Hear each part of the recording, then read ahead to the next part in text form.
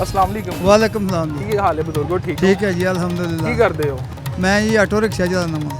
ਅੱਛਾ, ਕੀ ਸੂਰਤ ਹਾਲ ਹੈ ਪੰਜਾਬ 'ਚ? ਸੁਣਿਆ ਕਹਿ ਰਹੇ ਨੇ ਲੋਕ ਮਹਿੰਗਾਈ ਬਹੁਤ ਜ਼ਿਆਦਾ ਹੋ ਗਈ। हाँ जी वो तो बहुत ज़्यादा हो गई है महंगाई ਜਿਹੜੀ ਹੈ ਨਾ ਉਹਨੇ ਤੇ ਮਾਰ ਛੱਡਿਆ ਗਰੀਬਾਂ ਨੂੰ। ਬਿੱਲ ਬੜੇ ਆ ਰਹੇ ਨੇ ਜਿਹੜੇ ਕਿਹਾ ਗਏ ਸਨ ਕਿ ਤੁਹਾਨੂੰ ਬਿੱਲ ਫ੍ਰੀ ਦਿੱਤੇ ਜਾਂ ਫ੍ਰੀ ਤੁਹਾਨੂੰ ਦੇਣੇ ਹੀ ਨਹੀਂ ਪੈਣਗੇ।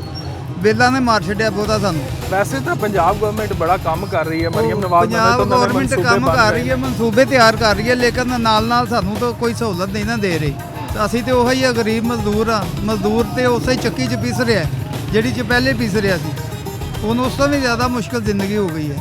ਨਹੀਂ ਤੇ ਤੁਸੀਂ ਜਿਹੜੇ ਮਨਸੂਬੇ ਦੇਖ ਰਹੇ ਹੋ ਨਵੇਂ ਜੀ। ਨਵੇਂ ਪੰਜਾਬ ਹੁਕੂਮਤ ਲਾ ਰਹੀ ਹੈ, ਜੀ ਜੀ ਕੋਈ ਵੈਸੇ ਕਹਿੰਦੇ ਹੋ ਕਿ ਠੀਕ ਹੈ ਕੰਮ ਤੇ ਕਰ ਨਹੀਂ ਰਿਹਾ ਉਹ ਕੰਮ ਤੇ ਕਰ ਰਹੇ ਨੇ, ਕੰਮ ਤੇ ਠੀਕ ਹੈ, ਲੇਕਿਨ ਇਹ ਜਿਹੜਾ ਆਵਾਮ ਨੂੰ ਕੋਈ ਸਹੂਲਤ ਨਹੀਂ ਮਿਲ ਰਹੀ ਹੈ ਇਸ ਕਿਸਮ ਦੀ। ਆਟਾ ਹੋਰ ਮਹਿੰਗਾ ਹੋ ਗਿਆ, ਚੀਨੀ ਮਹਿੰਗੀ ਹੋ ਗਈ ਹੈ, ਹਰ ਚੀਜ਼ ਮਹਿੰਗੀ ਤੋਂ ਮਹਿੰਗੀ ਤਰੀਨ ਹੋਈ ਜਾ ਰਹੀ ਹੈ। ਗਰੀਬ ਦੇ ਵੱਸ ਦੀ ਕੋਈ ਗਰੀਬ ਜਿਹੜਾ ਅਫੋਰਡ ਨਹੀਂ ਕਰ ਸਕਦਾ। ਬਸ ਇਹ ਰੋਡ ਵਗੈਰਾ ਦਾ ਜ਼ਿਆਦਾ ਕੰਮ ਕਰਦੇ ਨੇ, ਬਾਕੀ ਇਹ ਮਹਿੰਗਾਈ ਤੇ ਕੰਟਰੋਲ ਨਹੀਂ ਕਰਦੇ।